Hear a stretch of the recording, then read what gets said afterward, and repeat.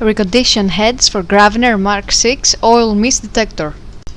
For testing, the heads are connected to the unit, and then we simulate the oil mist with smoke detector spray sprayed on the head's path. Apart from hearing the alarm, we can also see the relevant indicator lights on both the head and the unit, as well as a message on the screen.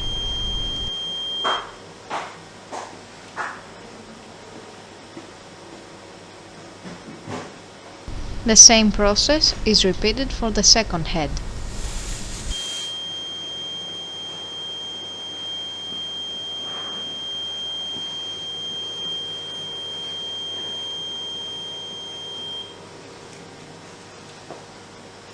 We can now see that both detector heads are operating successfully and are ready to be delivered to the customer.